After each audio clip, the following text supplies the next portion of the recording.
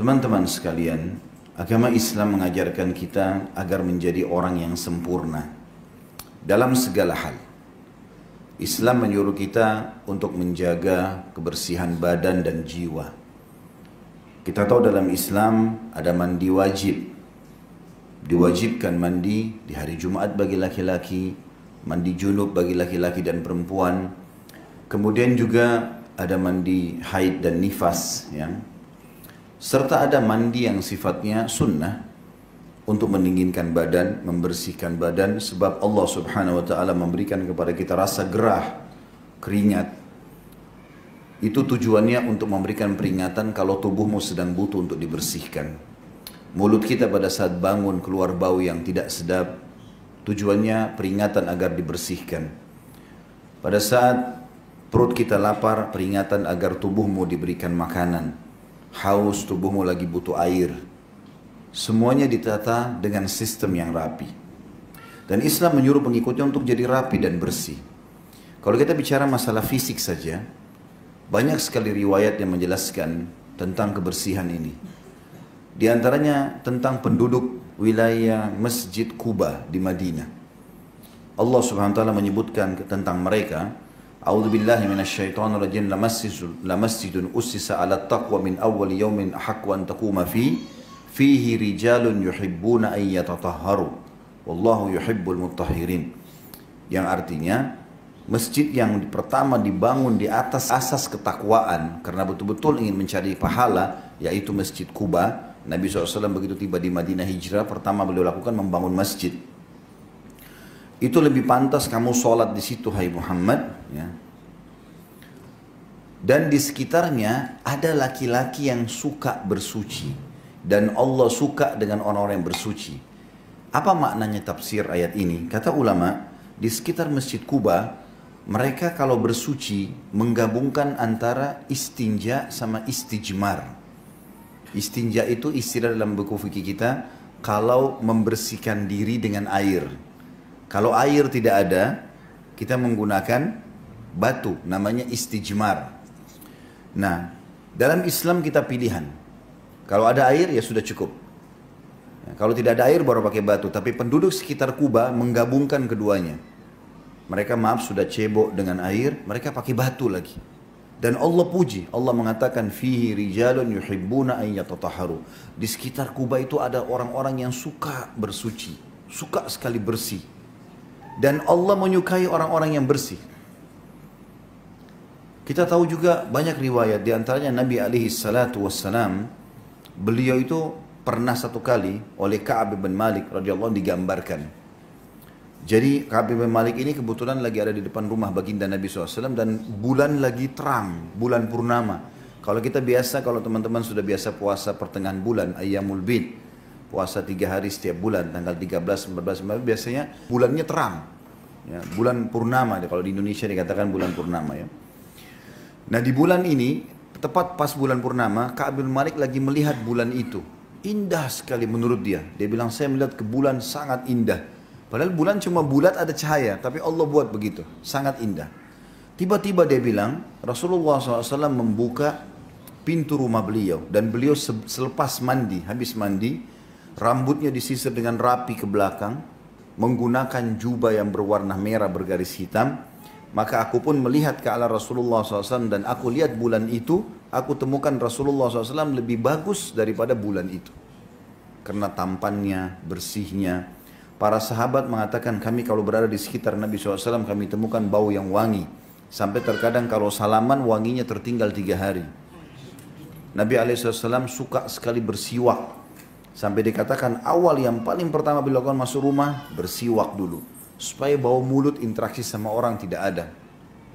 Dan beliau mengatakan kalau saya tidak beratkan umatku, aku akan suruh mereka bersiwak setiap kali mau sholat. Riwayat lain setiap kali mau wudhu.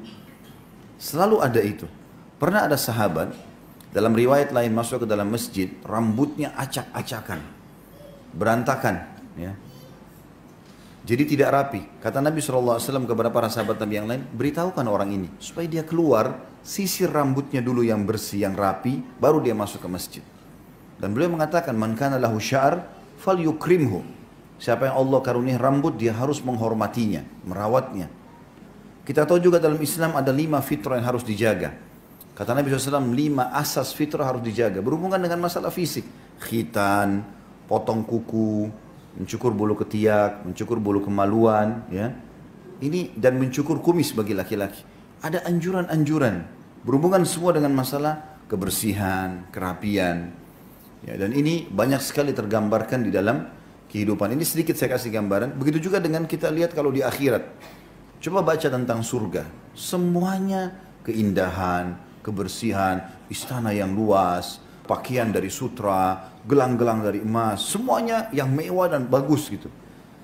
Jadi kita di dunia memang dianjurkan juga untuk bersih. Allah suka dengan orang yang bersih, di akhirat pun begitu.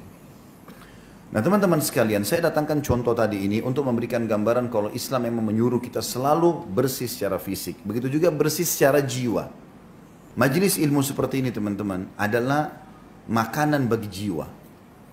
Kalau kita lagi lapar, fisik lagi lapar, kita makan nasi, makan buah-buahan, ya, lagi haus minum air.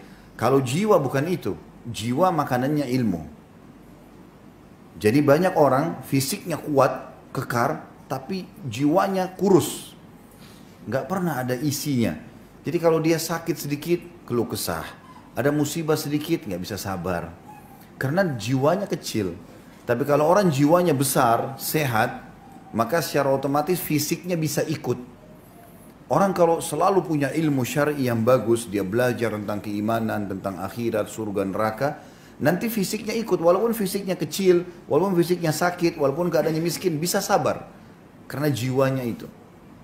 Nah, bagusnya jiwa ini yang akan mengatur juga bagusnya fisik itu disilakan dengan kesolehan.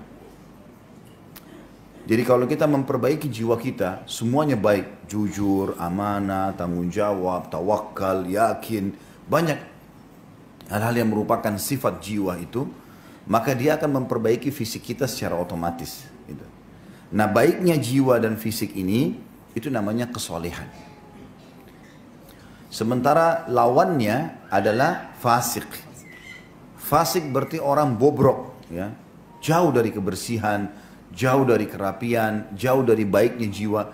Kalau orang jiwanya nggak baik dari dalam, hatinya selalu dengki, iri, hasut, ya. Kemudian penuh dengan was-was, penuh dengan segala macam hal yang bertolak belakang dengan tadi kebaikan jiwa itu. Tidak pernah mau masuk di majelis ilmu, maka fisiknya pun berpengaruh.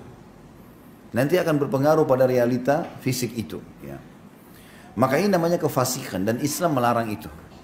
Allah pun membuat secara fitrah kita suka dengan kesolehan itu. Jadi misalnya kalau ada orang senyum, ramah, baik, dermawan, ya baik semua, kita mengatakan oh orang ini baik. Memang Islam menyuruh itu. Dan secara fitrah alami juga kita nggak suka dengan orang yang fasik, orang yang kasar, orang yang suka fitnah. Kita juga nggak suka. Dan semua orang nggak suka itu. Berarti memang dasarnya kesolehan itu bagus. Agama juga anjurkan dan disukai oleh Allah. Dijanjikan pahala besar, disukai oleh manusia. Dan juga kefasikan itu Allah benci, Allah berikan ancaman banyak dan manusia juga tidak suka. Allah menggambarkan tentang bedanya antara kesolehan dengan kefasikan ini. Contoh misal dalam surah Shad, surah nomor 38 dalam Al-Quran, ayatnya 28. A'udzu billahi minasyaitonir rajim. Am naj'alul ladzina amanu wa amilus solihati kal mufsidina fil ard am naj'alul muttaqina kal fujjar. Mana mungkin kata Allah, kami akan berikan kedudukan yang sama antara orang yang beriman dan beramal soleh dengan orang yang membuat kerusakan di muka bumi. Dan bagaimana bisa kami jadikan orang yang bertakwa, yang patuh, yang halal dinikmati, yang diperintahkan dikerjakan, yang dilarang dijauhi dengan fujjar, orang-orang yang fajir.